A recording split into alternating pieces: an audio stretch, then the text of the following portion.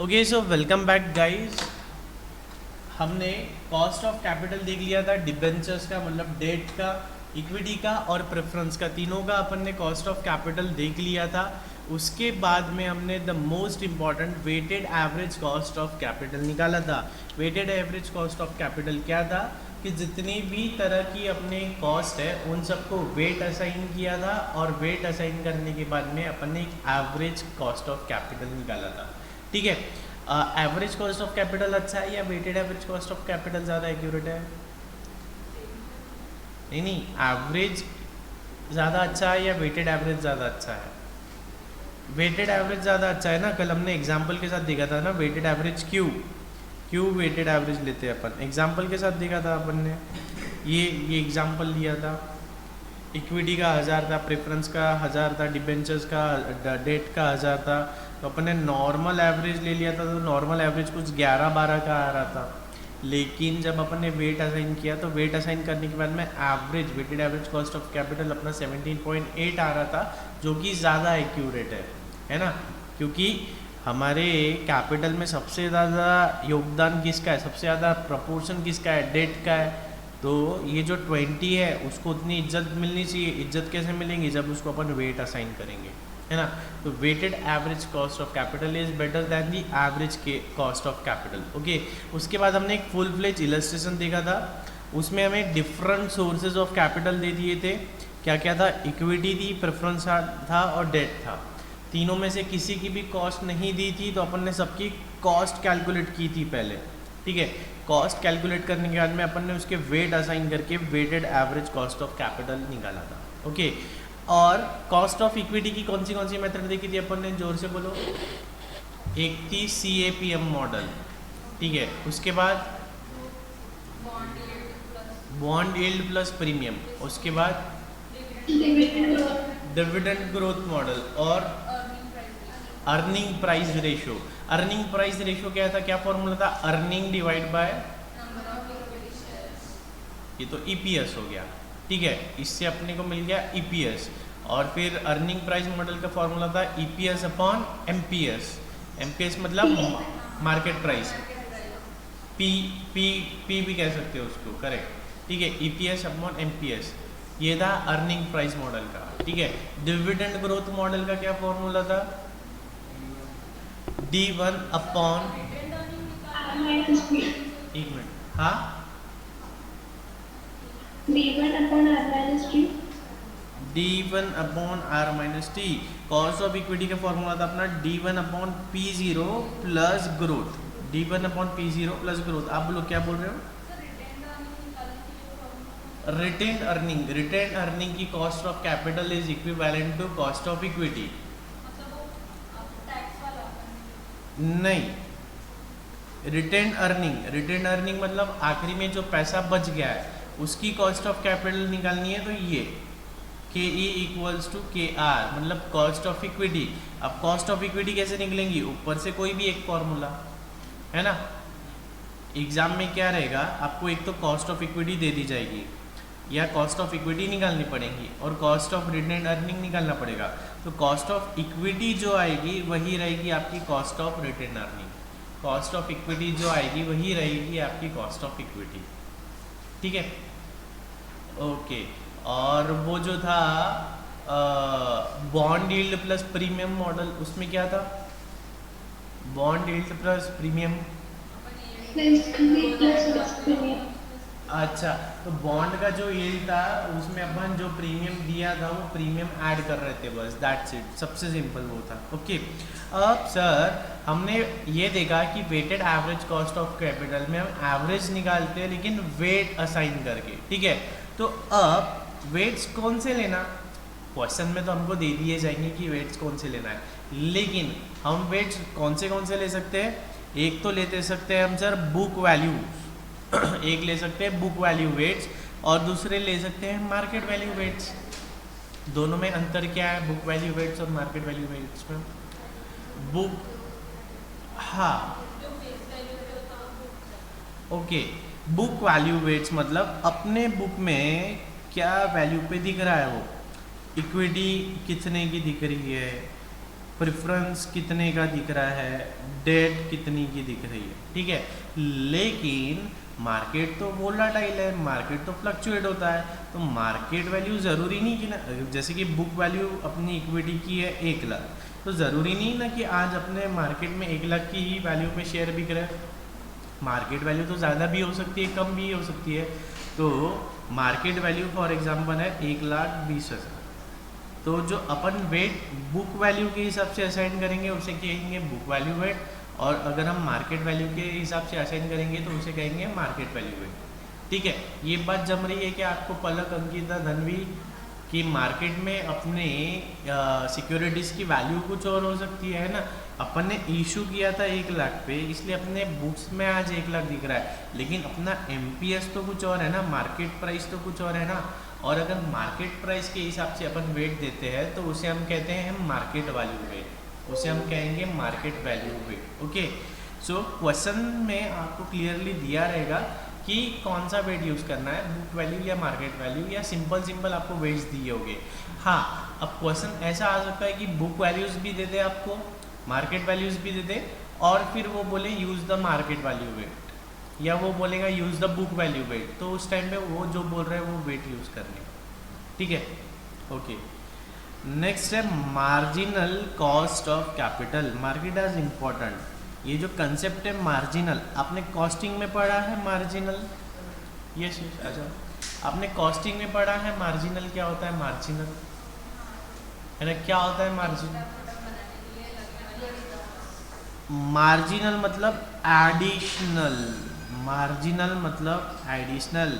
Costing में आपने पढ़ा था कि सर अगर हम 100 यूनिट्स मैन्युफैक्चर कर रहे हैं तो हमें कॉस्ट लग रही है फॉर एग्जांपल 33,000।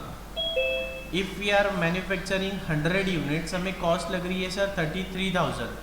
अब हम यूनिट्स मैन्युफैक्चर कर रहे हैं 101, ठीक है। एक यूनिट से हमने मैन्युफैक्चर बढ़ाया, कितने से, क्या डिफरेंस है दोनों का, 1 यूनिट, तो अपनी कॉस्ट कितनी होगी, फॉर एग्जांपल अपनी कॉस्ट होगी 33,500, तो मार्जिनल कॉस्ट क्या होगी अपनी, मार्जिनल कॉस्ट होगी सिर्फ 500 रुपया।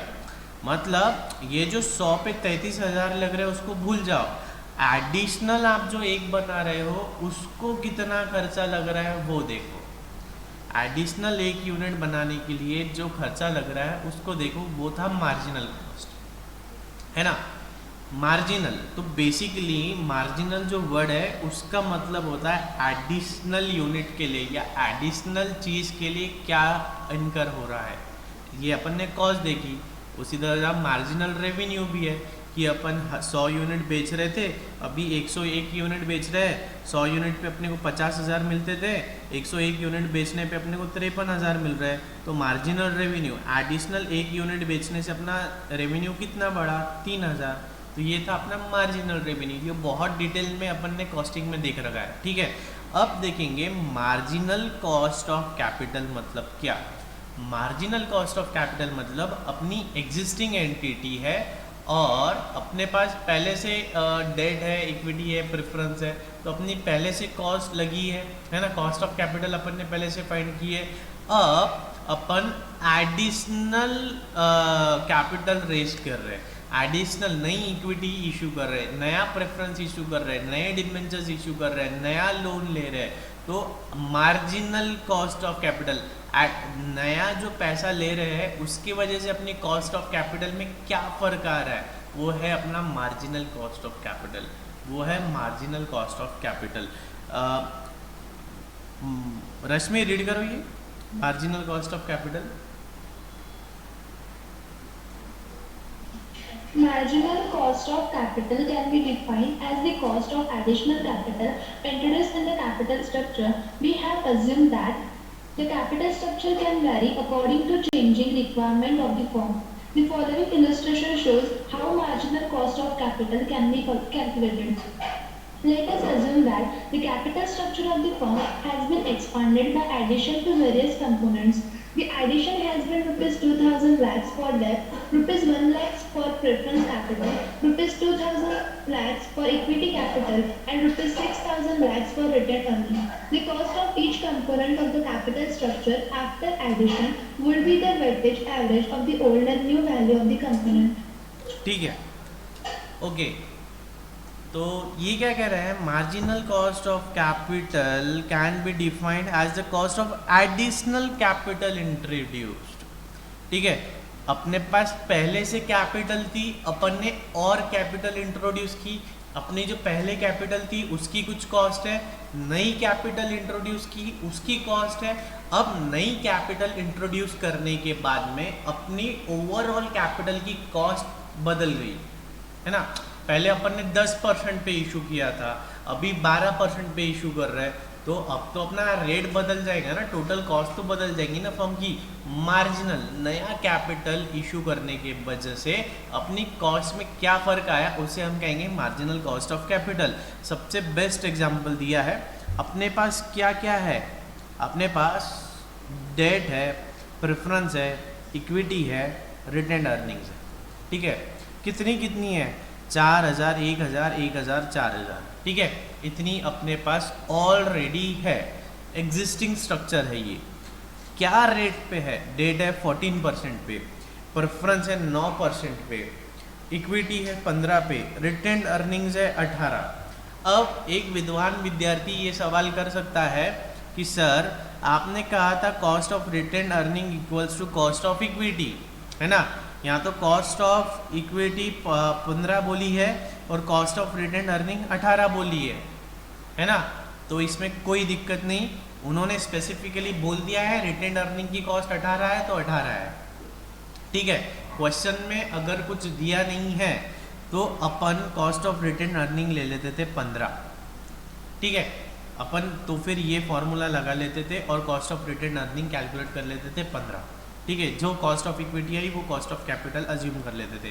तो ये था अपना एग्जिस्टिंग स्ट्रक्चर। नीले कलर में जो हाईलाइट किया है वो है अपना वर्तमान एग्जिस्टिंग। ठीक है, तो ये अपना एग्जिस्टिंग कॉस्ट होगी। ठीक है, अब अगर अपने को weighted average cost of capital निकालना है तो अपन क्या करते थे, अपन ये इसको वेट समझते थे, हेलो, इसको अपन वेट समझते थे, इसको रेट, दोनों को मल्टीप्लाई करके टोटल ले लेते थे तो weighted average cost of capital आ जाती थी। लेकिन अब क्वेश्चन कहता है कि हम एडिशनल कैपिटल रेस कर रहे हैं, कितनी कितनी, डेट कर रहे हैं 2,000 की, प्रेफरेंस 1,000, इक्विटी 2,000 और रिटेन अर्निंग अपनी हो जा रही है 6,000। ठीक है, पहले अपन ने जो डेट ली थी वो 14% पे थी, अभी जो डेट ले रहे हैं वो 16% पे है। पहले जो प्रेफरेंस था वो 9% पे था, अभी जो प्रेफरेंस है उसकी कॉस्ट आ रही है 12%, है ना।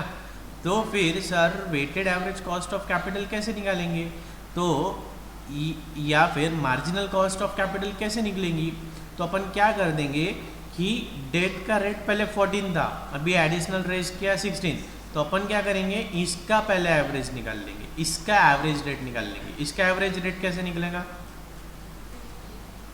हाँ नहीं, एवरेज मतलब हमेशा वेटेड एवरेज निकालना, एवरेज को कोई इज्जत नहीं है, एवरेज की कोई इज्जत नहीं है। ये इलस्ट्रेशन से आपको कल मैंने बहुत अच्छे से समझाया था, और एक बार समझाऊं,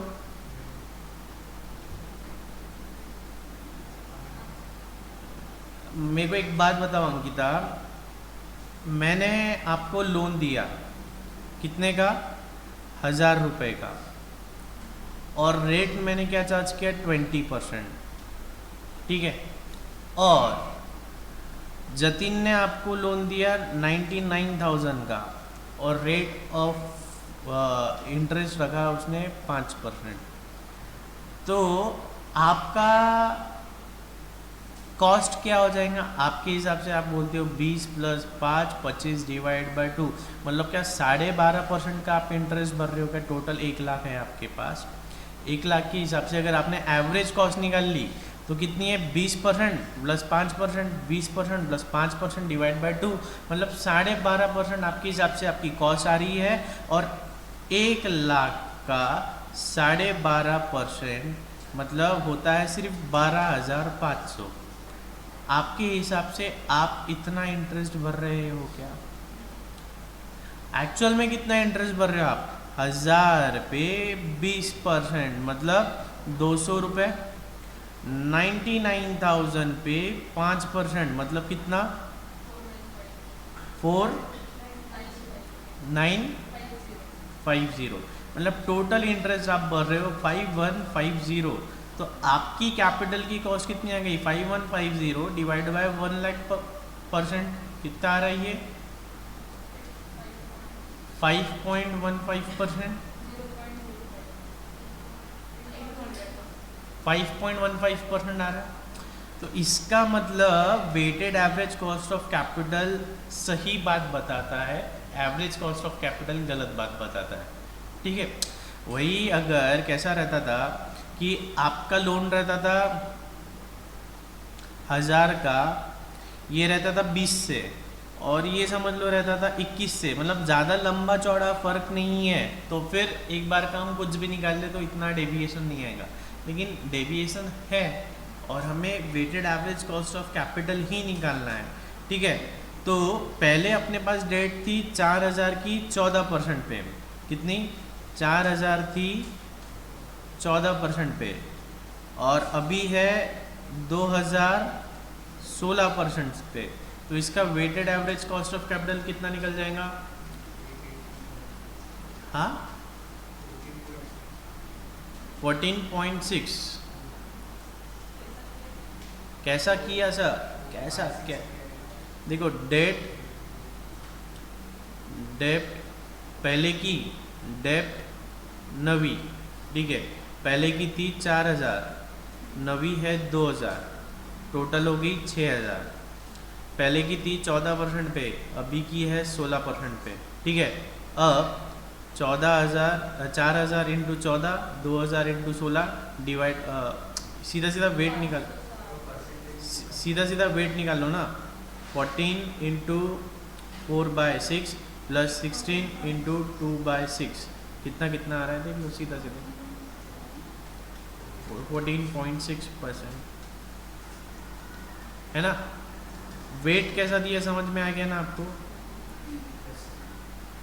अभी आया? मैथिली, धनवी, आया क्या? ये 4/6 कैसे आया? 4000 डिवाइड बाय 6000, टोटल है 6000। 6000 में से 4000 है अपने पास 14% पे, 6000 में से 2000 है 16% पे, तो वेट के हिसाब से 14.6 आ गया।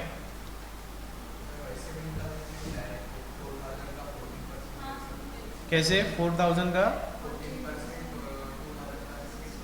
हाँ, 6000 चलेगा ना। 4000 इंटू 14%, 2000 इंटू 16%, ये जो भी आया उसको इससे डिवाइड कर दो, ये भी चलेगा। ठीक है, तो उस तरह अपन ने डेट का निकाल लिया, उसी तरह सभी चीज़ों का निकालेंगे। ठीक है, तो ये अपने को मिल गया नया मार्जिनल कॉस्ट ऑफ कैपिटल बोलो या वेटेड एवरेज कॉस्ट बोलो। अब निकालेंगे अपन weighted average cost of capital. अब निकालेंगे weighted average cost of capital. कैसे? अपने पास डेट कितनी हो गई है? 6000, प्रेफरेंस कैपिटल कितना हो गया है? 2000, इक्विटी कितनी हो गई है? 3000, और रिटेन अर्निंग हो गया है 10000। और कॉस्ट कहाँ से लाया रौनक सर आपने? ये जो अभी आपने ही तो निकाला है ना, ये कॉस्ट है। अब निकालो इसमें से।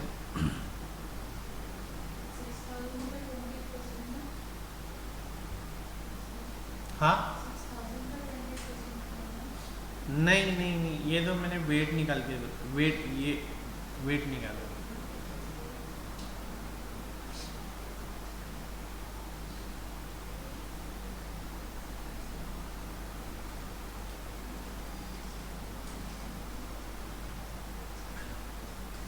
सिक्स 6000 डिवाइड बाय 21,000 आता है 28.57।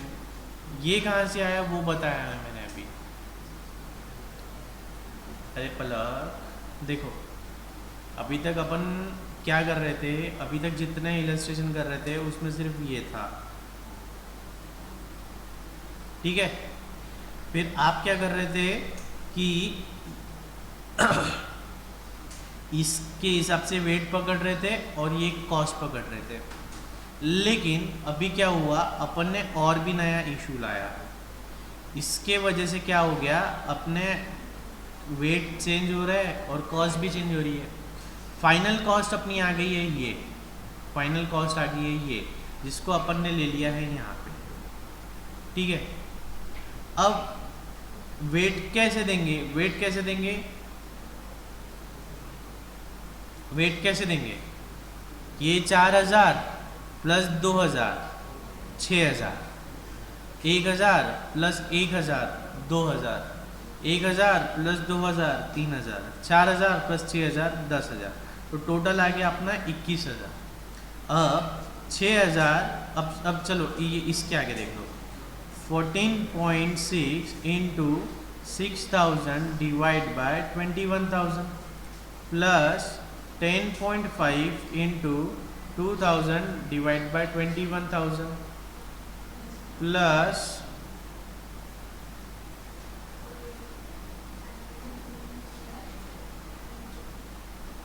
18.34 इंटू 3000 डिवाइड बाय 21,000 प्लस 10,000 कितना, 18 इंटू 10,000 अपॉन 21,000। अभी आया क्या पलक आपको ध्यान में, इससे आ जाएगा अपना ये weighted average cost of capital. सभी का आया है,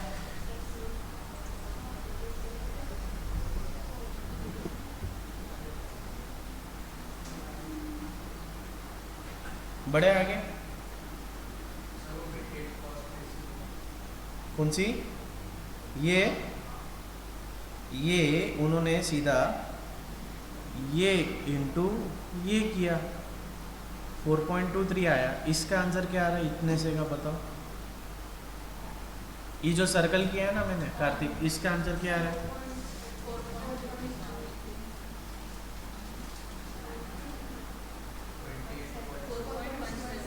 4.17 आ रहा है ना, तो इससे मिलता जुलता आ रहा है ना, तो वही है वो। यहाँ पे राउंड ऑफ कर दिया ना उन्होंने, ये 0.29 नहीं है, ये 0.2857 है ना, राउंड ऑफ किया इसलिए वो थोड़ा सा डिफरेंस आया। ठीक है, ये लिखना है तो ये लिख लो आप, लिखना है ये,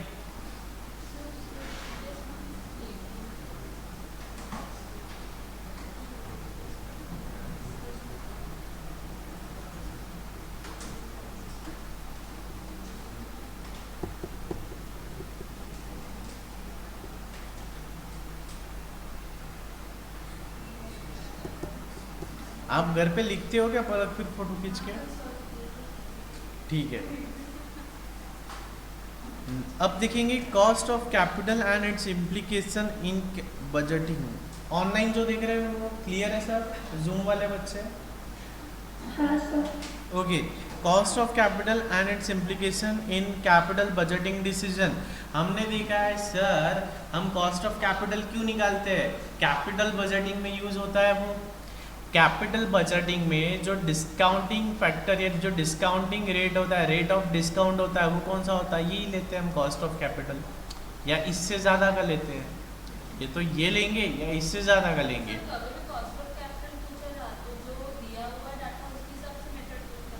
हाँ हाँ, अब क्वेश्चन में अगर आपको रिस्क प्रीमियम दिया है, ठीक है, और बॉन्ड का रेट दिया है या रिस्क फ्री रेट दिया है, ये दोनों एक ही है समझो, तो कौन सा मेथड यूज़ करोगे, CAPM लगेगा क्या, CAPM लगेगा क्या, नहीं लगेगा, क्यों, बीटा नहीं है, तो कौन सा लगेगा, बॉन्ड यील्ड प्लस प्रीमियम वाला।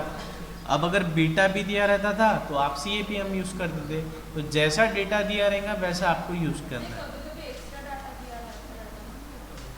एक्स्ट्रा डेटा दिया रहता लेकिन वो रिलेवेंट नहीं रहता, और उसमें भी सबसे अच्छी बात तो क्या है, अपने पास ऑप्शन है ABCD, तो दोनों भी मेथड लगा के देख लेने का। जो अगर आप ऐसा बोल रहे हो कि डेटा इतना है कि उतने डेटा में हम दो मेथड्स लगा सकते हैं, फर्स्ट मेथड और सेकेंड मेथड भी, तो दोनों भी लगा लो, जो ऑप्शन दिख रहा है उसे टिक कर दो। ठीक है, ओके। नेक्स्ट है cost of capital and it's implication in capital budgeting decisions. Rashmi read करो।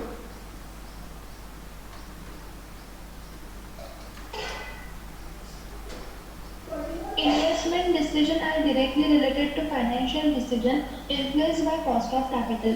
Management of a company is always anxious to maximize return on investment with a view to ensure that cost of capital is covered, although management may alternatively decide to minimize investment which may yield highest return for reason of high risk involved, or it may decide to maximize investment for obtaining highest growth through expansion of the productive process. Management is guided by such consideration as opportunity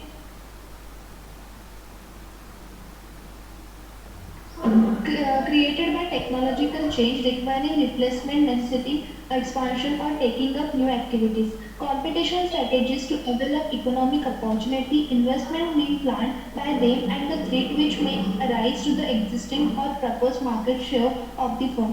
Short-term and long-term market forecast with reference to sales, revenue process, net profit, etc. Incentives offered by the state to promote investment in particular areas of production required for meeting urgent local needs of the nation or for exporting to on foreign exchange, etc. Nevertheless, the management of a corporate enterprise while preparing capital outlays prepare the particular of the expected receipt generated from the activity through such investment. Both are compared over time and for optimum decision, receipt should cover cost of financing the capital outlays. As such, investment or capital budgeting decisions are directly linked with the cost of capital. Before dealing with the application of cost of capital budgeting decision, it is considered necessary to appraise the returns of the source of capital and the cost of capital and its significance for investment decision in the following paragraphs. ठीक है, देखो cost of capital and it's implication in budgeting decision. Basically क्या होता है कि हमारा main objective क्या है, या मैनेजमेंट का मेन ऑब्जेक्टिव क्या है, maximize the profit, maximization of wealth, है ना। तो हम ऐसा नहीं कि हमें पैसा मिल रहा है मार्केट से तो ले लेंगे और बिजनेस करते चले जाएंगे। हम मार्केट से पैसा कब लेंगे? फॉर एग्जांपल, अपनी कॉस्ट आ रही है 12% और बिजनेस एक्सपांड करके या बिजनेस में वो पैसा लगा के अपने को जो रिटर्न आ रहा है वो कॉस्ट से ज़्यादा आ रहा है, मतलब 12% से ज़्यादा का रिटर्न अगर आ रहा है तो ही हम मार्केट से पैसा लेंगे। ठीक है, तो कैपिटल बजटिंग डिसीजन में वही होता है।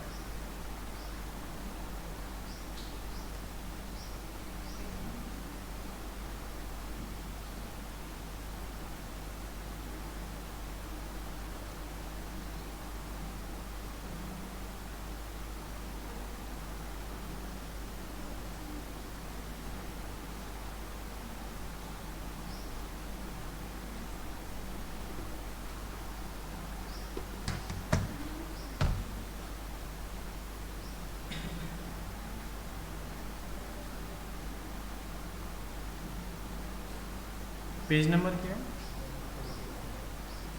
150.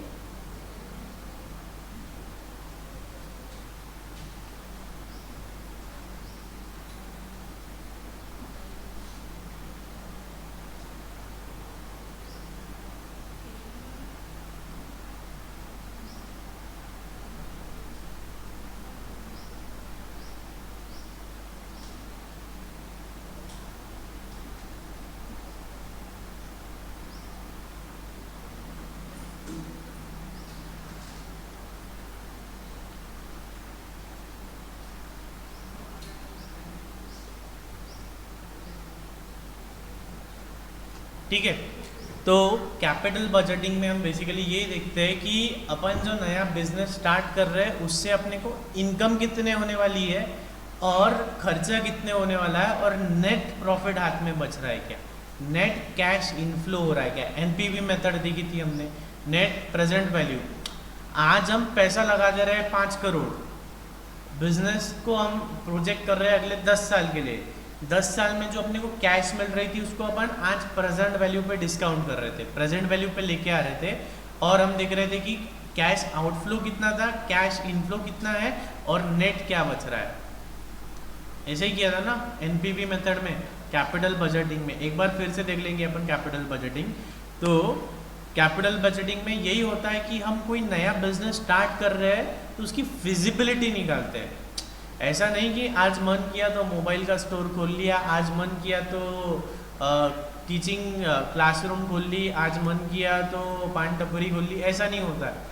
एक छोटा सा पान टपरी लगाने वाला व्यक्ति भी कैपिटल बजटिंग करता है, लेकिन वो कैसे करता है, आप लोगों के जैसे इतना एक्सेल शीट वगैरह में नहीं करता है। वो क्या करता है कि बस नॉर्मल देखता है कि उसके पास कितने रुपए है, कितने पान बेच सकेगा, और कितने में खरीदी है, कितने में बिक्री है, अल्टीमेटली कुछ पैसा घर में बच रहा है या नहीं बच रहा है।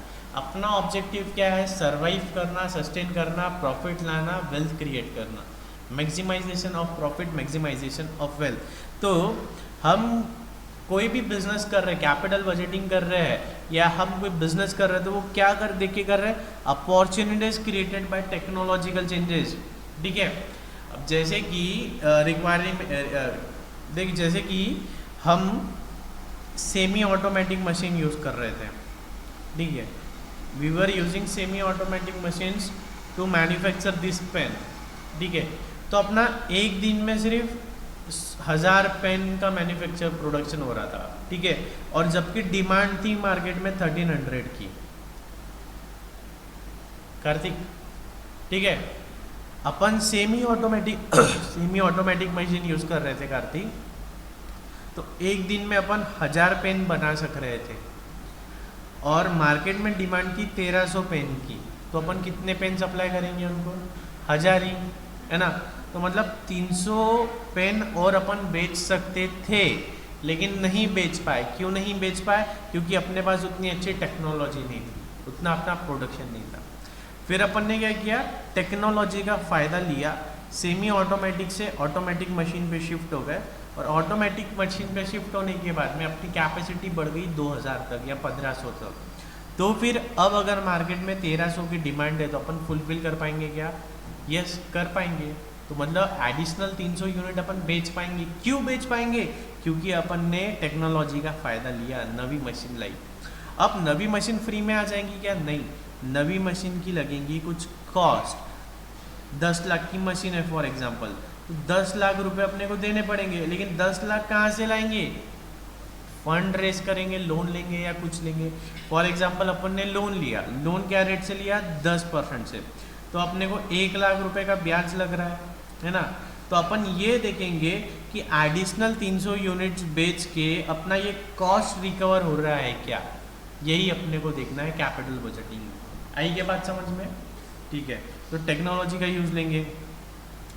competition strategies to avail economic opportunities, investment being planned by them, and the threat which may arise to the existing or proposed market shares of the firm। ठीक है, ये वही बात बोल रहा है कि इकोनॉमिक अपॉर्चुनिटीज़ है तो अपॉर्चुनिटीज़ को एक्सप्लोर करेंगे, थ्रेट से बचेंगे, यही सारी बात है वो। Short term and long term market forecast with reference to sales, revenue, process, net process. वही कि अगर अपने को दिख रहा है कि अपने पेन का डिमांड 1300 जा रहा है, मार्केट फोरकास्ट 1300 का बता रहा है, अपन अभी 1000 पे ही चल रहा है, तो चलो नया मशीन ले लो, 1300 का मैन्युफैक्चरिंग करो, क्या है, ठीक है।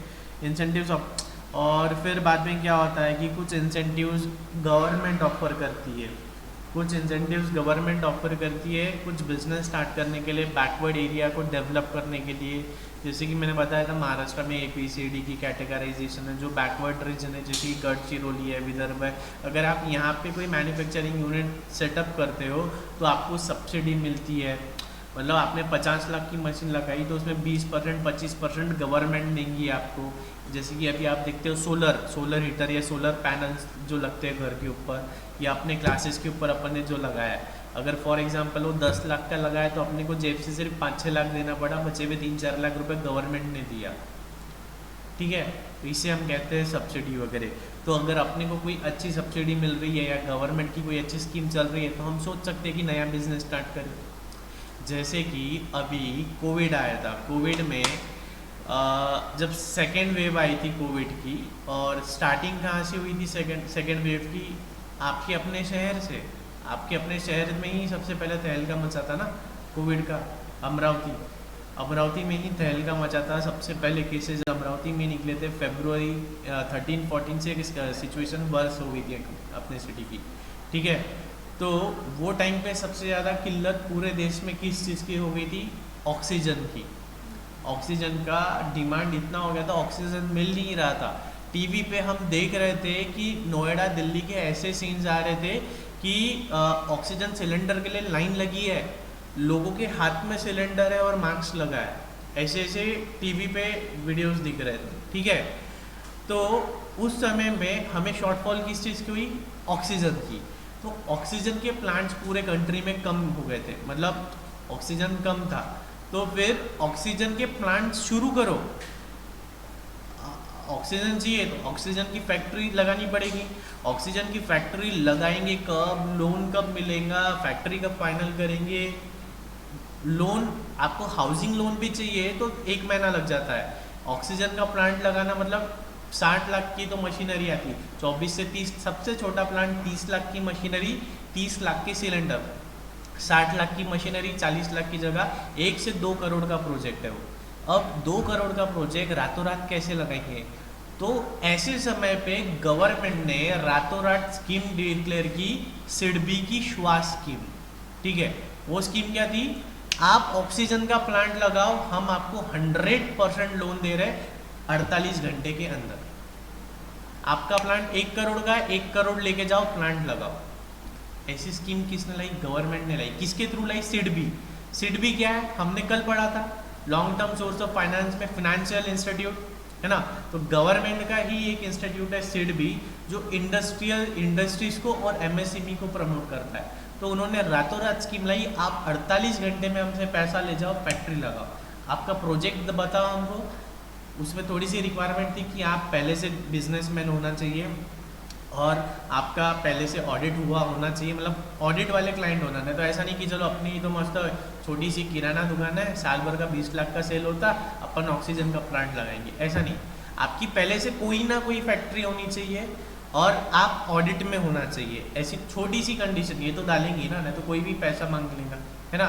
तो रातों रात 48 घंटे में फंड्स डिसबर्स होने लगे। तो ऐसी कोई अपॉर्चुनिटी मिलती है और वो भी लो रेट ऑफ इंटरेस्ट, 4.5%, महज 4.5% पे पैसा बांटा सरकार ने। कितने परसेंट पे? 4.5% पे। ऐसा बोला जाता है कि सबसे सस्ता लोन होता है हाउसिंग लोन। हाउसिंग लोन चल रहा था तब 7%, 8%, और ये बिजनेस लोन उन्होंने बांटा 4.5% पे, 3 साल और 5 साल के लिए, ठीक है। तो जब ऐसी अपॉर्चुनिटी आती है तो हम कैपिटल बजटिंग का यूज़ करते हैं, ठीक है। तो ऐसी कोई इंसेंटिव्स वगैरह मिल रहे हैं अगर अपने को गवर्नमेंट के, तो उसका फ़ायदा लेने के लिए अपन कैपिटल बजटिंग वगैरह यूज़ करते हैं। इम्प्लीकेशंस इन बजटिंग डिसीजंस, इम्प्लीकेशन इन बजटिंग डिसीजन, रीड करो रश्मि।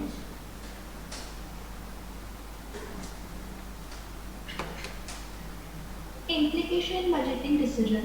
Despite the above objection, cost of capital is used as the basis to evaluate investment whose cash flows are perfectly correlated with the cash flow from the company's present assets.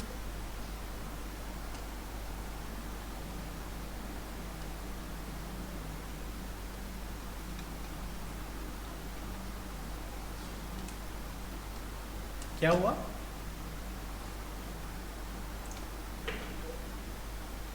With perfect correlation between the two sets of cash flow, risk is the same. But if the timing of the cash flow is not also the same discount rate cannot be used for both investments. But weighted average cost of capital represents an averaging of all risk of the company and can be used to evaluate investment in much the same manner that the payback method.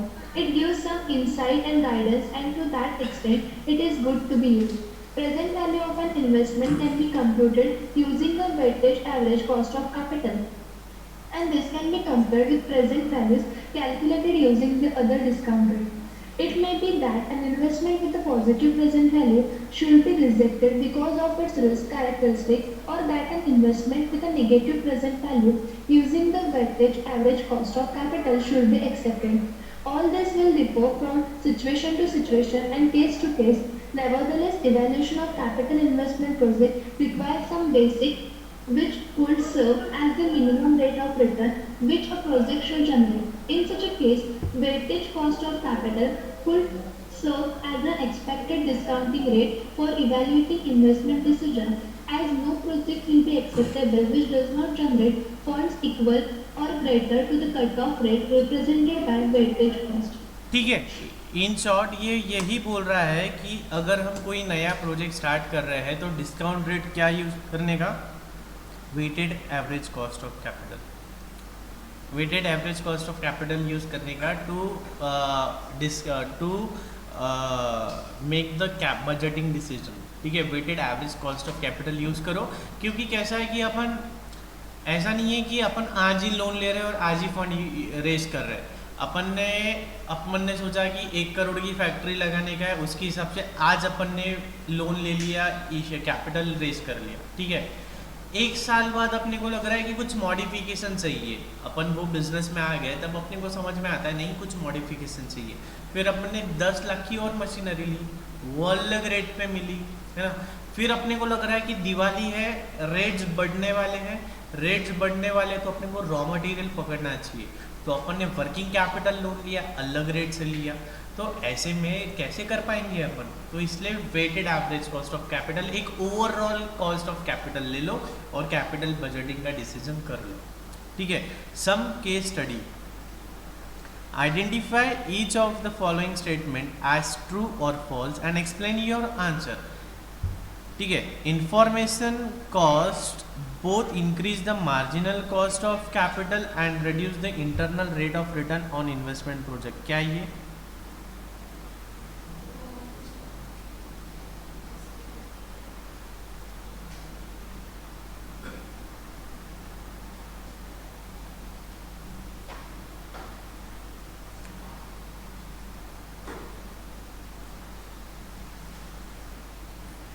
ये IRR पढ़ लिया है क्या आपने, internal rate of return.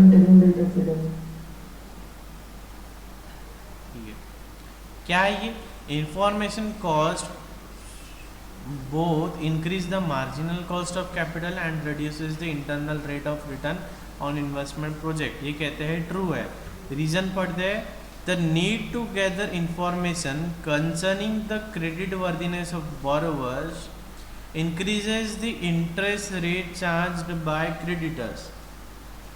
Similarly, the task of information gathering in the investment project evaluation process reduces the internal rate of return। समझ में आ रहा है क्या किसी को क्या है ये?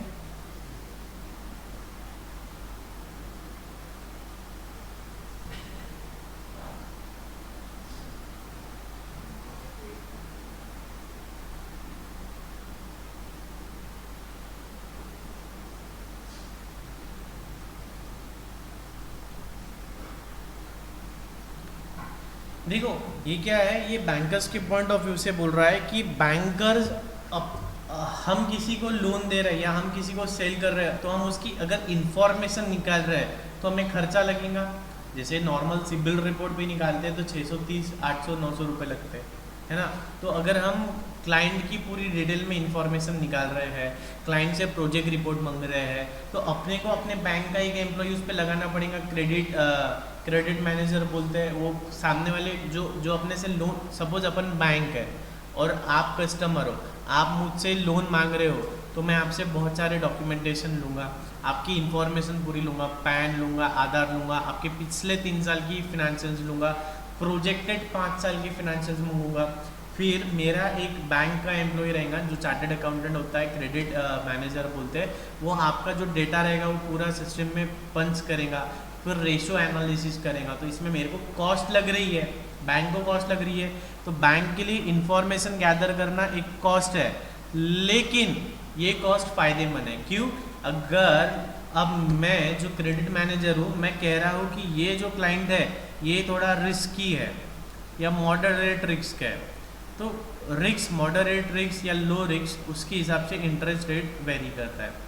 जैसे कि अगर आप कोई बैंक में जाते हो और 10 लाख रुपए की सीसी लेना चाहते हो, ठीक है, आपने घर पे पूछना है कि लोन क्या रेट पे मिल रहा है। आप कोई एक पर्टिकुलर एक ही बैंक में जाओ, स्टेट बैंक ऑफ इंडिया, और उनको बोलो 10 लाख की सीसी चाहिए, क्या रेट से मिलेंगी, तो वो बोलेंगे 8 से 11, 8% से 11% की रेंज पे। अगर आप फिनेंशियली एकदम स्ट्रांग हो, आपका क्रेडिट रेटिंग एकदम हाई है, आपके प्रॉफिट एंड लॉस में भरपूर प्रॉफिट है, आपके आईटीआर प्रॉपरली फाइल किए हुए हैं, तो आपको 8 में भी मिल जाएगा। आपका सिबिल खराब है, आपका प्रॉफिट डीप हो रहा है, तो आपको 11 में भी मिलेगा। तो 8 से 11 के बीच में कहीं ना कहीं रेंज करता है, ठीक है। तो ये सब कब होगा, जब आपकी इंफॉर्मेशन बैंक को मिलेंगी, है ना। तो इसके वजह से मार्जिनल कॉस्ट मतलब इंटरेस्ट रेट बढ़ सकता है। मार्जिनल कॉस्ट क्रेडिट वर्दीनेस पता चलती है।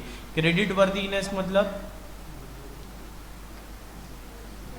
रिक्स, मतलब कितना क्रेडिट दे सकते हैं, क्या गुडविल है उसका, कितना क्रेडिट दे सकते हैं उसको, वो अगर अपने को सही सही पता चल गई तो अपन इंटरेस्ट रेट भी बढ़ा के चार्ज कर सकते हैं और आईआरआर भी बढ़ सकता है, ठीक है।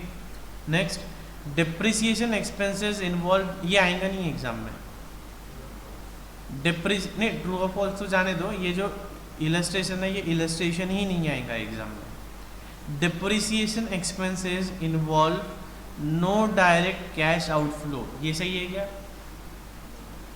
And can be safely ignored in investment project evaluation.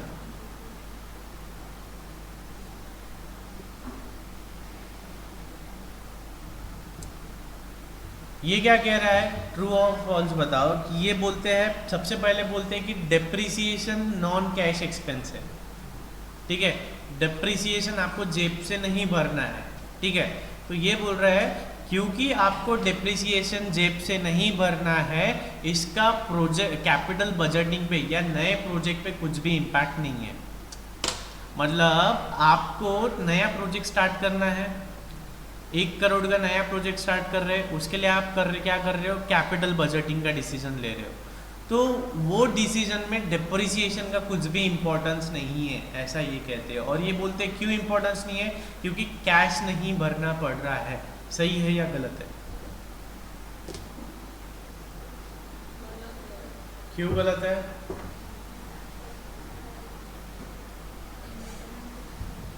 Sir देखो, इन्होंने जो पहली बात कही कि डेप्रिसिएशन नॉन कैश एक्सपेंस है, मतलब आपकी जेब से पैसा नहीं जाएगा, आपकी जेब से कैश आउटफ्लो नहीं होगा, लेकिन डेप्रिसिएशन टैक्स सेविंग है। डेप्रिसिएशन आप प्रॉफिट एंड लॉस को डेबिट करते, प्रॉफिट एंड लॉस को डेबिट किया मतलब प्रॉफिट कम हुआ, प्रॉफिट कम हुआ मतलब टैक्स कम हुआ, टैक्स कम हुआ मतलब कैश का आउटफ्लो कम हुआ, है ना। तो इसका मतलब डिप्रिसिएशन का कैपिटल बजटिंग में अपना अलग ही महत्व है। तो इसका मतलब ये स्टेटमेंट है फॉल्स, ठीक है। Okay, the marginal cost of capital will be less elastic for larger firms than for smaller firms. क्या ये false? The marginal cost of capital will tend to be more elastic for larger as opposed to the smaller firms. Large firms tends to have easy access to capital market given their relatively long operating history and substantial resources. On the other hand, marginal cost of capital can increase rapidly for smaller firms which for example face capital constraints due to the scarce managerial talent, ठीक है। ये क्या कहते हैं, question समझा क्या आपको? Question था कि मार्जिनल कॉस्ट ऑफ कैपिटल मतलब हमें नया पैसा चाहिए, नया लोन चाहिए, तो वो किसके लिए आसान है, किसके लिए इलास्टिक है, किसके लिए इन इलास्टिक है। इलास्टिक इन इलास्टिक इकोनॉमिक्स में पढ़ा था, ठीक है। तो ये स्टेटमेंट फॉल्स है। एक्चुअल में बड़े फर्म के लिए ये इलास्टिक है। बड़ी जो कंपनी है जैसे कि रिलायंस है, रिलायंस को आज 1000 करोड़ चाहिए तो 2 दिन में मिल जाएंगे, है ना। अपने को चाहिए कितने, 2 लाख, मिलेंगे क्या 2 दिन में? नहीं मिलेंगे। क्योंकि अपनी उतनी हिस्ट्री नहीं है, उतने साल से अपन व्यापार नहीं कर रहे, या कर भी रहे तो उतने बड़े पैमाने पे नहीं कर रहे, है ना। तो ये फॉल्स है। In practice the component cost of debt and equity are jointly rather than independently determined. क्या कह रही है, कॉस्ट ऑफ डेट और इक्विटी को जॉइंटली डिटरमाइन करेंगे। सही है, अपन पहले कॉस्ट ऑफ इक्विटी अलग निकालते, फिर कॉस्ट ऑफ डेट अलग से निकालते, है ना, अलग अलग ही निकालते ना। The component cost of debt and equity tend to be jointly as oppose to independent determined. एक मिनट,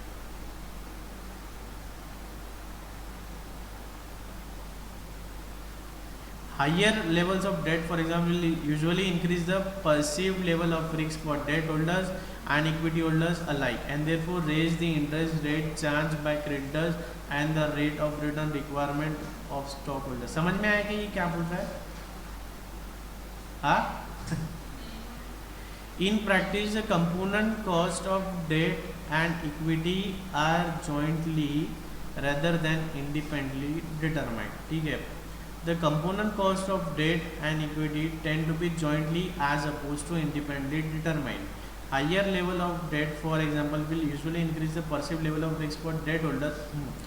देखो ये क्या बोल रहा है कि कॉस्ट ऑफ डेट और कॉस्ट ऑफ इक्विटी इसका असर हमारे फर्म पे जॉइंटली पड़ता है। ठीक है, हम कॉस्ट ऑफ डेट अलग से कैलकुलेट करते हैं, कॉस्ट ऑफ इक्विटी अलग से कैलकुलेट कर रहे हैं। ठीक है, अब दोनों अलग अलग कैलकुलेट कर रहे हैं। अब फॉर एग्जांपल इन्होंने बोला है कॉस्ट ऑफ डेट अपनी हाई है, कॉस्ट ऑफ डेट अपनी हाई है, तो इसका इम्पैक्ट सिर्फ इस पे गिरेगा या दोनों पे जॉइंटली गिरेगा? क्यों जॉइंटली गिरेगा? क्योंकि अब इस पे रेट हाई है तो इसको, इसका पहले डायरेक्ट इम्पैक्ट तो इस पे है। अब इसको इतना सारा इंटरेस्ट देंगे तो इसके लिए पैसा कम बचेगा ना, तो इम्पैक्ट तो इस पे भी गिरेगा। इंटरेस्ट हाई है तो इम्पैक्ट तो इस पे भी गिरेगा, क्यों, इसको बचा कुचा मिल रहा है ना। Okay, next, investments necessary to replace the worn out and damaged equipments tend to have low level of risk। worn out मतलब, ठीक है, तो क्या लग रहा है, ये क्या बोल रहा है कि जो अपनी मशीन खराब हो गई है उसको चेंज करने के लिए, रिप्लेस करने के लिए जो मशीन लेंगे उसकी रिस्क कम है। सही है क्या? यस सर, सही है। क्यों सही है? देखो, एक पहला केस है कि अपन न्यू बिजनेस स्टार्ट कर रहे हैं। ठीक है, अपन न्यू बिजनेस स्टार्ट कर रहे हैं तो न्यू मशीन ले रहे हैं। ठीक है, तो इसमें रिस्क ज़्यादा है। क्यों ज़्यादा है? क्योंकि अपने लिए बिजनेस ही नया है, अपने को ये नहीं मालूम कि कौन माल खरीदेगा, कितना माल खरीदेगा, कितना सेल्स होगा, प्रोडक्शन कॉस्ट क्या रहेगी, रॉ मटेरियल मिलेगा कि नहीं मिलेगा, सब कुछ अनसर्टेन ही तो है ना, अभी नया बिजनेस है। तो फिर यही बिजनेस को अपने को हो गए 10 साल, यही बिजनेस को हो गए 10 साल। अब 10 साल बाद ये मशीन हो गई है ओल्ड, इसको अपने को करना है रिप्लेस। अब नई मशीन लाएंगे तो उसमें तो रिस्क कम है ना, अपने पास 10 साल का एक्सपीरियंस है, अपने को पता है कि इतना तो अपन सेल कर ही लेंगे। अपनी जूनी मशीन से प्रोडक्शन 1 लाख का हो रहा था, अब नवी मशीन लेंगे उससे प्रोडक्शन सपोज सेम हो रहा है, 1 लाख हो रहा है, तो अपने को मालूम है ना 1 लाख तो पिछले 10 साल से मैं बेच ही रहा हूँ, तो इसमें रिस्क क्या है? वही जब अपन यहाँ नवी मशीन लगा रहे थे, यहाँ पे कितना सेल था अपना, पहले तो 0 था ना, तो अपने को तो रिस्क था कि 1 लाख तक कब पहुँचेंगे अपन, है ना। समझाइए आप कितना, नहीं समझा? ठीक, हाँ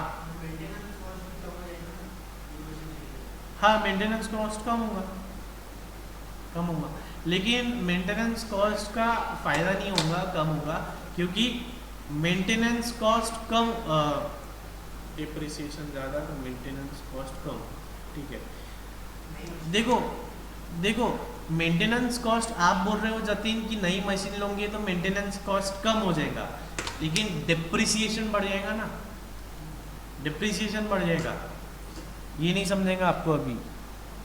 जैसे कि 10 लाख की अगर मशीन है, अपनी कार है, कार, ठीक है, 10 लाख की कार है, तो उस पर अपन हर साल डिप्रिसिएशन चार्ज करते, डिप्रिसिएशन धीरे धीरे धीरे धीरे कम होता है, ये तो मालूम है ना, डिप्रिसिएशन हर साल कम होते जाता है WDV मेथड पे।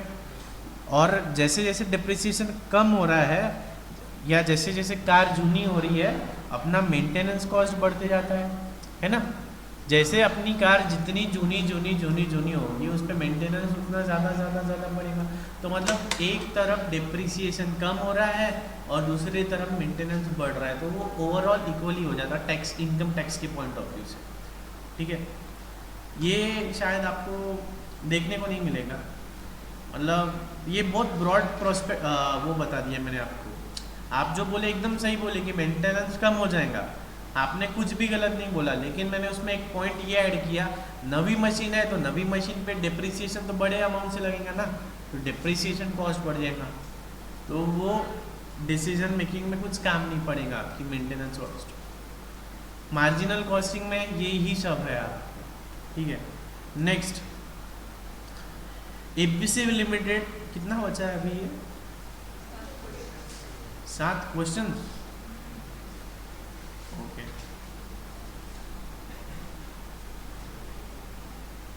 एबीसी लिमिटेड पूरा लेना है ना जी।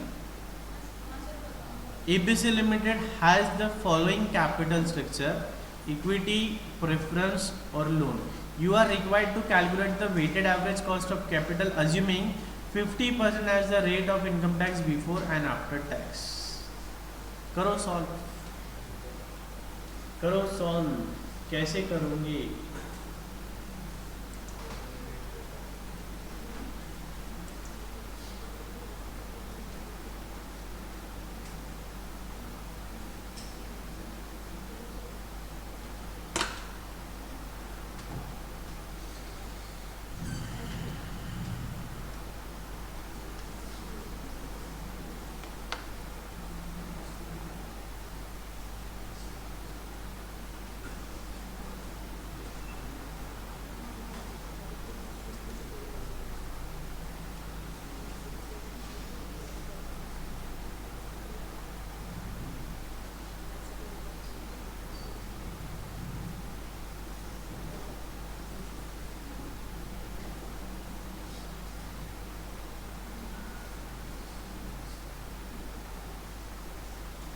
देखो अपने को क्या कैलकुलेट करना है, weighted average cost of capital करना है। ठीक है, अब weighted average cost of capital calculate करने के पहले क्या करेंगे, अपन इंडिविजुअल कॉस्ट ऑफ कैपिटल निकालेंगे।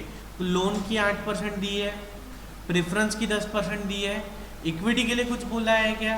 कुछ भी नहीं बोला है। ग्रोथ रेट नहीं है, बीटा नहीं है, मार्केट रिटर्न नहीं है, रिस्क फ्री रिटर्न नहीं है, कुछ भी नहीं है। सीधा सीधा डिविडेंड का एक्सपेक्टेड रेट दे दिया है। तो इसका मतलब इक्विटी का कॉस्ट आ गया है 12%। ठीक है, अब ये हो गया बिफोर टैक्स। अब इसको करना है आफ्टर टैक्स। टैक्स का रेट है 50%। इक्विटी पे कुछ फर्क पड़ता है क्या टैक्स का? नहीं। प्रेफरेंस पे कुछ फर्क पड़ता है क्या? नहीं। तो इक्विटी जैसा का वैसा 12%, प्रेफरेंस जैसा का वैसा 10%। लेकिन लोन डेट पे पड़ता है ना, टैक्स इफेक्टिव है ना वो, तो सीधा 8 इंटू 1 माइनस 0.5, ये आ जाता है अपना 4%। ठीक है, तो सबके रेट मिल गए, सबके वेट मिल गए, तो weight into rate equals to cost. आया है? Simple. Okay, next, a company has on its books the following amount and specific cost of each type of capital। ठीक है, कंपनी के पास ये कैपिटल है, उसकी बुक वैल्यू इतनी है, मार्केट वैल्यू इतनी है और उसकी कॉस्ट इतनी है। ठीक है, determine the weighted average cost of capital using book value weights and market value weights. बहुत ही ज़्यादा सिंपल दे दिया है। कैसे करेंगे? देखो, पहले लेते हैं अपन बुक वैल्यू वेट्स के हिसाब से। बुक वैल्यू वेट्स के हिसाब से कैसे आएगा? 4000 अपॉन, इसको एक काम करते हैं, 0 पूरे उड़ा देते हैं। ठीक है, पूरे इन लैक्स कर लेते हैं, तो सीधा सीधा क्या आएगा? पहले बुक वैल्यू ले रहा हूँ, 4/13 into 5 plus 1/13 into 8 plus 6/13 into 15 plus 2/13 into 13। क्या आ रहा है?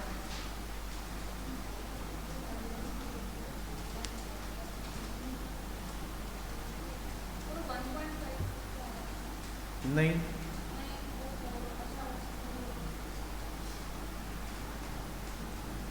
या आप लोग सीधा सीधा ऐसे करो, आपको तो कैलकुलेटर है आपके पास, ये समझने के लिए अपन लिखते हैं ऐसा है, ठीक है। आपके पास कैलकुलेटर है ना, आप लोग क्या करो, सीधा सीधा बुक वैल्यू बोला है तो सीधा AC दबा दो, AC दबा दो, ठीक है। दबा दिए सबने AC, दबाओ पलक AC। 4 लाख लो कैलकुलेटर पे, into 5% M plus, 1 lakh into 8% M plus, 6 lakh into 15% M plus, 2 lakh into 13% M plus. Memory recall 1,34,000 44,000 divide by 13 lakhs, percentage 11%। हाँ, तो आ गया 11.0, ये देखो 11% आ गया। अगर देखो हमारा पेपर कैसा रहता था, डिस्क्रिप्टिव, तो हम प्रॉपरली ऐसे टेबल बना के करते थे, या ऐसे रौनक सर ने जैसे किया है ऐसे करते थे, टेबल बनाते थे या ये करते थे, दोनों पे 100 मार्क्स मिलते थे आपको। लेकिन अपने को तो बताना ही नहीं है ना आंसर कैसे आया, अपने को तो फाइनल आंसर चाहिए। कैलकुलेटर है अपने पास तो सीधा सीधा मल्टीप्लाई करो, M प्लस में डालते जाओ, मेमोरी रिकॉल करो, डिवाइड बाय ये, है ना। लॉजिक समझा के क्या है, अपन ने सबकी कॉस्ट निकाल ली, सबका इंटरेस्ट निकाल लिया, टोटल कितना कैपिटल था, नहीं समझा क्या? ठीक है। और उसी तरह मार्केट वैल्यू का क्या करेंगे, मार्केट वैल्यू वेट्स लेके कर लेंगे। नहीं समझ रहा क्या बोला, क्या क्या क्या डिफिकल्टी है, क्या नहीं समझा, बोलो ना। अच्छा देखो, ये समझा कि ये जो मैंने लिखा, बस इसको सॉल्व करो। ये कहाँ से आया, 4/13, समझा कि आपको 4/13 कहाँ से आया, 4 लाख डिवाइड बाय 13 लाख, ठीक है। मार्केट वैल्यू की समझ गया, 11.94 आता सर। ग्रेट, 11.90। अब आपका आया 11.94, ऑप्शन में अगर 11.9 है तो टिक करके आ जाने का, ठीक है। मार्केट वैल्यू भी आ गया सभी का। देखो पलक कैसे किया अपन ने, देखो सोर्सेज ऑफ फंड कितना कितना है और cost of capital, weighted cost,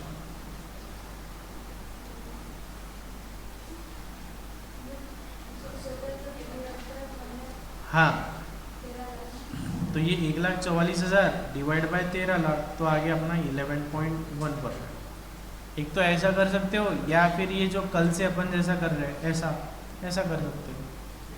ये समझा कि आपको 4/13 1/13 कैसे आया, बस फिर तो आपको समझ ही गया, कल तो आपने बताया था आंसर मुझे। Next, KPL Manufacturing is in the process of analyzing its investment decision making procedure. The 2 projects evaluated by the firm during the past months were projects 1, 2, 3 and 1, 2, 4. ये प्रोजेक्ट का नाम है, 1, 2, 3, 1, 2, 4 प्रोजेक्ट का नाम है। The basic variables surrounding each project analysis and the resulting decision actions are summarized in the following table. Project 1, project 2, cost कितनी लग रही, 60,000 52,000, लाइफ कितनी है वो दे दिया, एक्सपेक्टेड रिटर्न दे दिया, कॉस्ट ऑफ फाइनेंसिंग सोर्स दे दिया, कॉस्ट आफ्टर टैक्स दे दिया, ठीक है। Decision, action, invest, don't invest, reason 8 से ज़्यादा, percentage 15% is less than cost, expected return, ठीक है। देखो देखो देखो देखो क्या हुआ, अपने पास 2 प्रोजेक्ट है, एक है प्रोजेक्ट ये और एक है प्रोजेक्ट ये, दोनों की बहुत सारी डिटेल अपने को दे दी है। अब ये डिसीजन बता रहे हैं, क्या डिसीजन आया इनका कि ये प्रोजेक्ट में इन्वेस्ट करो, ये प्रोजेक्ट में इन्वेस्ट मत करो। ये यहाँ लिखा है इन्वेस्ट डोंट इन्वेस्ट, मैं नहीं बोल रहा है, ये खुद ही बोल रहे हैं। और रीज़न क्या बोला इन्होंने, कि इनको रिटर्न कितना मिल रहा है 8%, इनका रिटर्न कितना है 8% और कॉस्ट कितनी है 7%। अब return is more than cost तो इन्वेस्ट करना चाहिए क्या? यस करना चाहिए।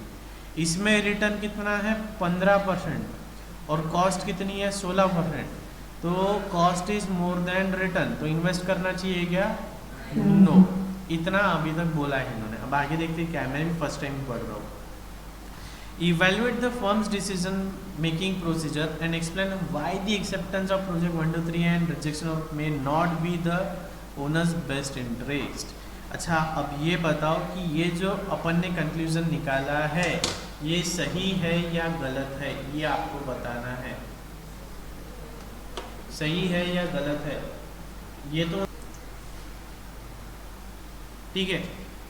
तो देख लेते हैं इसने क्या बोला कि ये जो डिसीजन है सही है या गलत है ये बताओ। तो इन्होंने आंसर में लिखा है कि ये जो डिसीजन है ये गलत है। गलत इसलिए है क्योंकि अपन ने जो पहला है पहले में क्या किया, अपन ने सिर्फ डेट के साथ कंपेयर कर लिया और दूसरे में क्या किया सिर्फ इक्विटी के साथ कंपेयर कर लिया। ऐसा मत करो। वो क्या बोल रहे हैं कि weighted average cost of capital लो। पहले पॉइंट में बोला उन्होंने कि ये जो डिसीजन है ये गलत है, आपने इंडिविजुअल कॉस्ट ले ली, आप weighted average cost of capital find out करो। फिर दूसरे में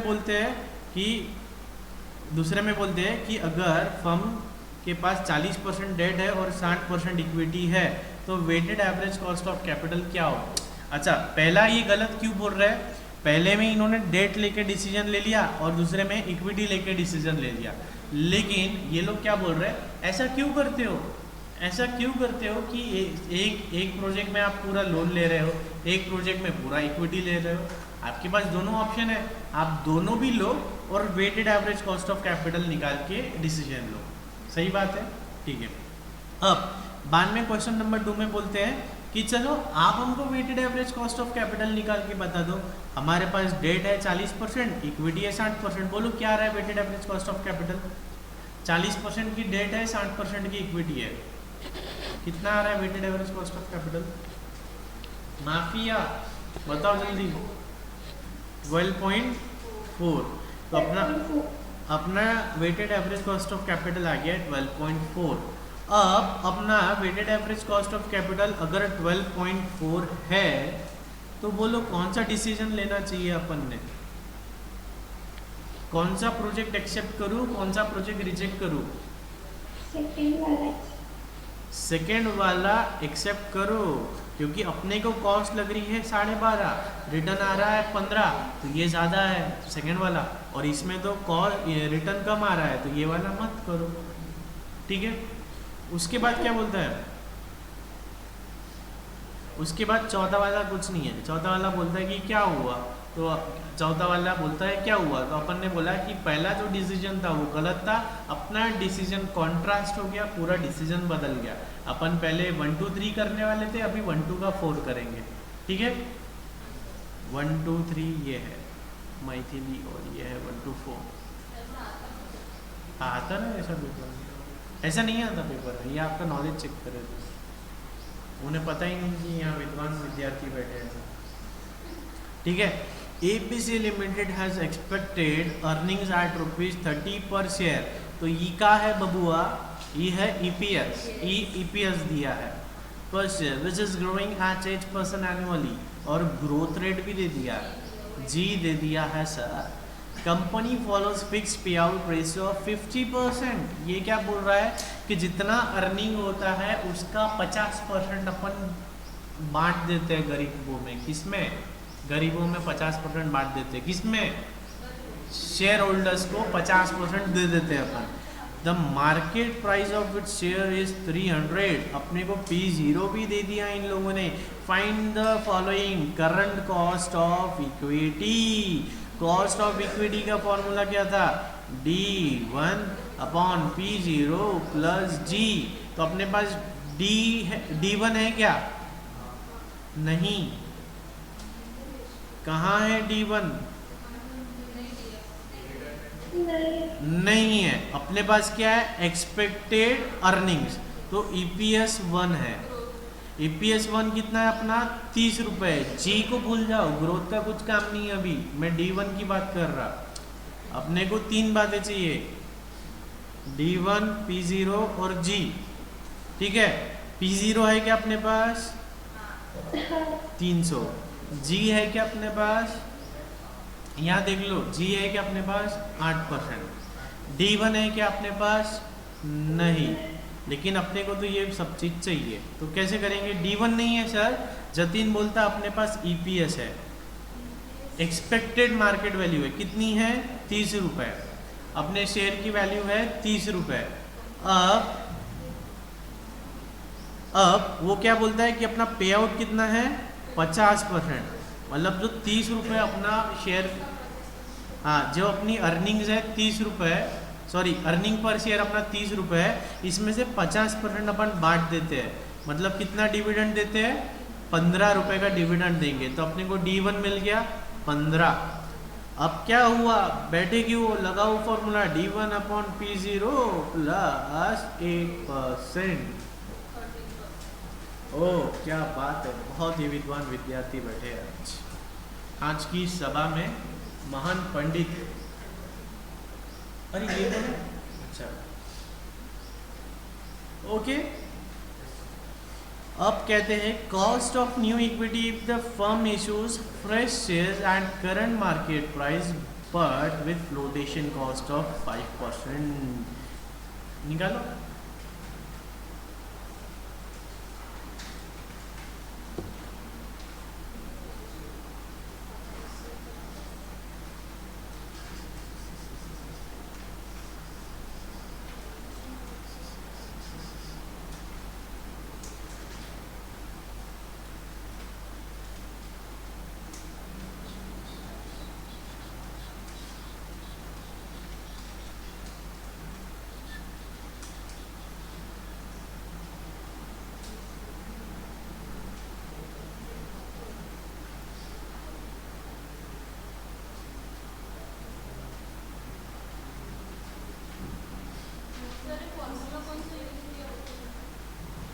एक बार ये कैलकुलेटर पे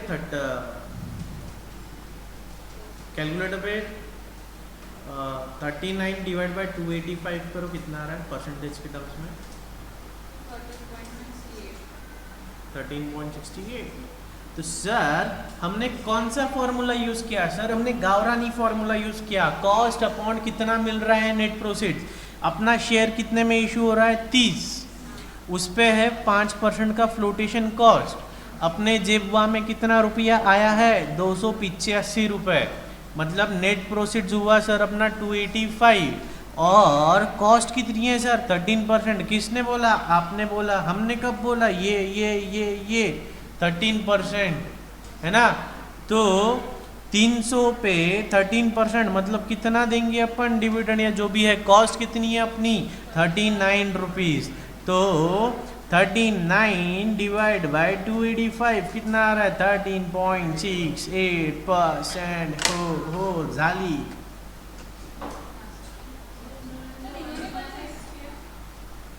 एक मिनट, हाँ वो भी यूज कर सकते हैं।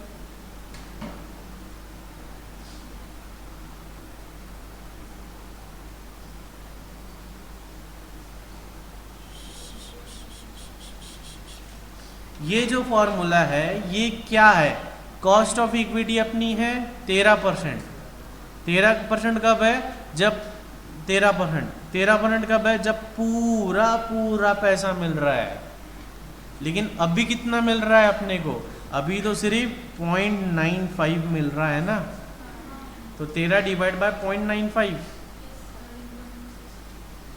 13.68 ऑफ, ठीक है। Okay next,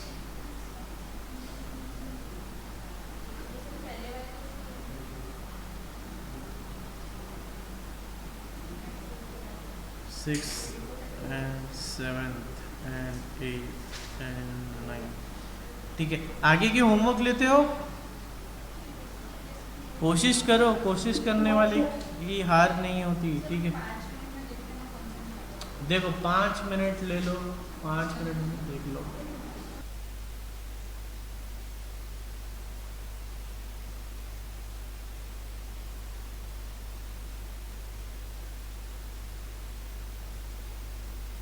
okay welcome back. अपन ने फिफ्थ कर लिया था, सिक्स्थ देखते हैं। Sixth is copy paste, control C control V और फर्स्ट सेकंड जो किया था।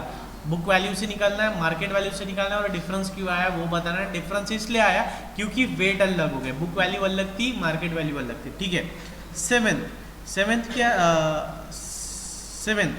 सेवेंथ में क्या है, क्या कहता है वो कि weighted average cost of capital अपना आ गया है 12%। ठीक है।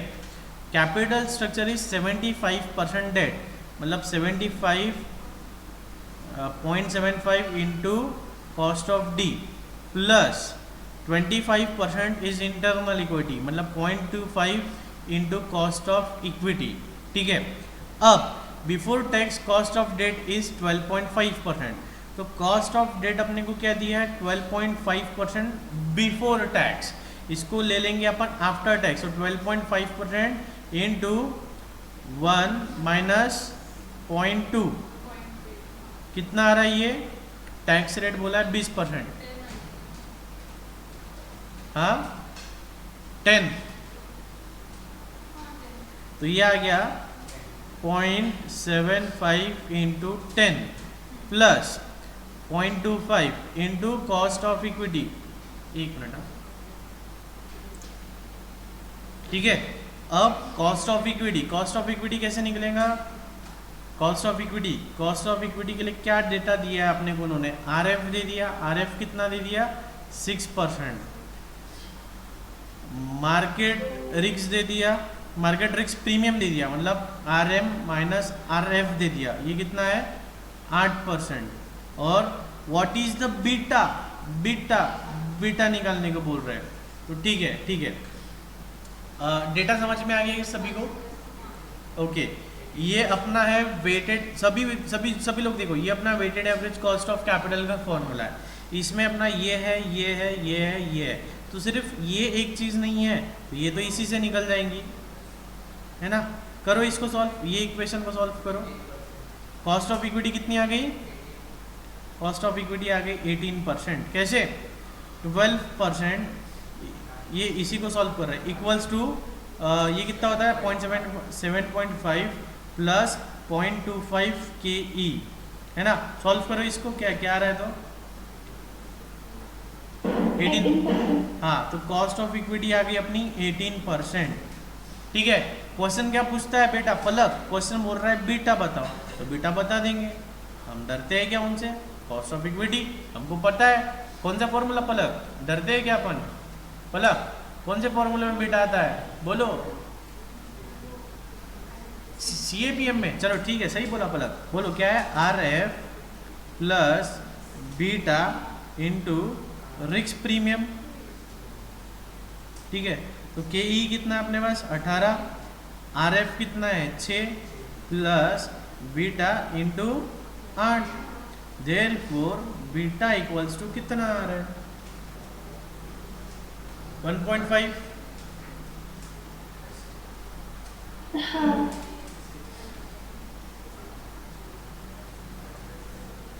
18, देखो पलक 18 पलक देखती क्यों नहीं, 18 माइनस 6 कितना हो गया 12 डिवाइड बाय 8 कितना आ गया 1.5। सो इजी, ये एग्जाम में आएगा, मार्केट एज इम्पोर्टेंट। ऐसा नहीं भी आया तो आपको क्या आएगा, आपको ये क्वेश्चन आ सकता है, RF दे देंगे, रिस्क प्रीमियम दे देंगे, कॉस्ट ऑफ इक्विटी दे देंगे, बीटा निकालने को बोलेंगे। मतलब अपने पास ये फॉर्मूला है, इसमें से कुछ भी एक चीज निकालने को बोल सकते हो। छठवा, कॉस्ट ऑफ इक्विटी 18% कैसे आई, बताओ जतिन। ये समझा आपको। देखो weighted average cost of capital, Palak देखो, वेट इंटू कॉस्ट, ये 0.75 कहाँ से आया समझा। देखो ये 75%, और 25 कहाँ से आया, 25%। ठीक है, अब ये के डी कैलकुलेट कर लो। के डी क्या है, कॉस्ट ऑफ डेट कितनी है, 12.5% बिफोर टैक्स। तो आफ्टर टैक्स क्या हो जाएंगी, -1 इंटू 1 माइनस टैक्स। टैक्स कितना है, 20%। तो कितना आ गया, ये कितना आया था, ये 10 है ना। तो ये आ गया 0.75 इंटू 10 और ये 0.25 इंटू के। करो इसको,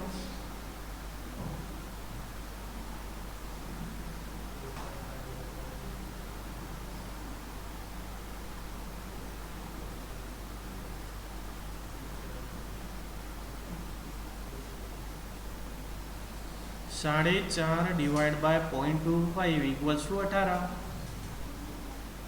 आया। रश्मि, माफिया और कौन है उधर, अपना Isha, Vedansh,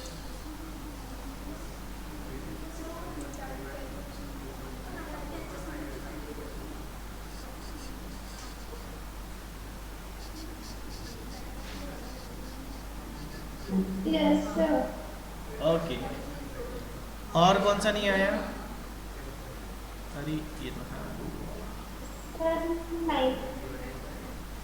A firm issued 110% debenture each of ₹100 आया क्या, at 5% discount. The debentures are to be redeemed at the end of 10th year. Tax rate is 50%. Calculate the cost of debt.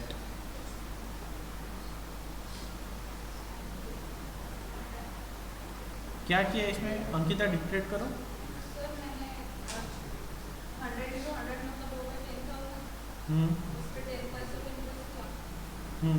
मतलब 1000।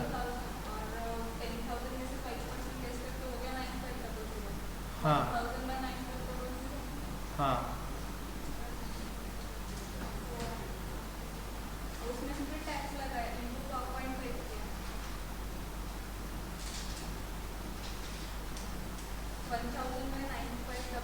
वो redemption value plus net profit वाला formula use किया गया, RV minus ये formula use किया गया। फिर कैसे किया, बोलो बोलो बोलो। 1000, हाँ 105, मतलब और ये आंसर है क्या, ठीक है। देखो रश्मि, हेलो रश्मि, क्या हमें सुन सकते हो, ओके। देखो क्या बोला इन्होंने कि अपना डिबेंचर कितने का है, 100 रुपये का, और इशू कितने पे हो रहा है, 5% डिस्काउंट। तो 100 माइनस 5% डिस्काउंट मतलब 95 रुपीज़ अपने को मिल रहा है, ठीक है। हाँ. और रेट ऑफ इंटरेस्ट कितना है, 10%। किस पे, 100 रुपये पे। तो 100 रुपये पे 10% मतलब 10 रुपीज़ है ना। तो ये आ जाता अपना 10 डिवाइड बाई 95 इंटू 100, ये आ जाता अपना 10.5%। ये आ गया अपना cost of debt before tax. अब cost of debt after tax करना है तो इंटू 1 माइनस टैक्स, टैक्स है 50% तो 0.5, तो ये आ जा रहा है कितना, 5.26%।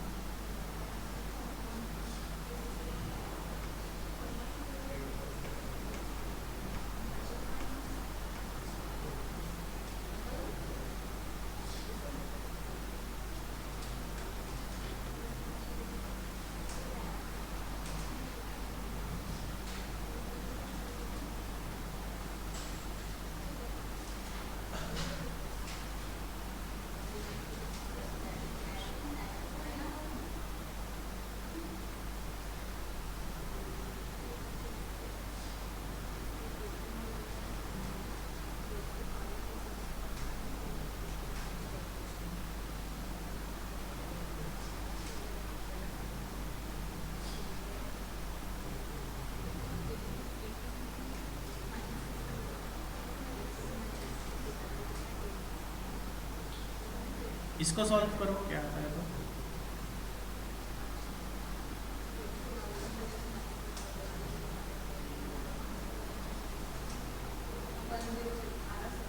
ये भी वही आ रहा है ना,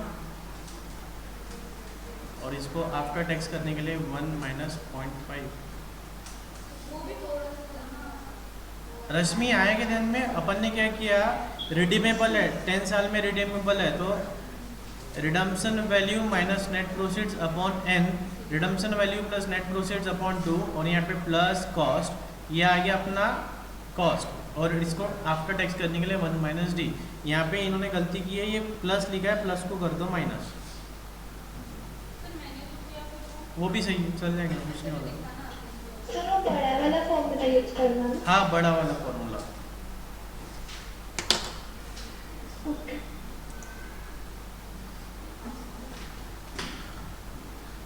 Okay, so with this guys we have successfully completed the fourth topic of our FSM syllabus. इसके आगे के और भी वीडियोस अगर चाहिए तो आप नीचे दिए नंबर पे कॉल करिए या टेलीग्राम चैनल पे मैसेज करिए।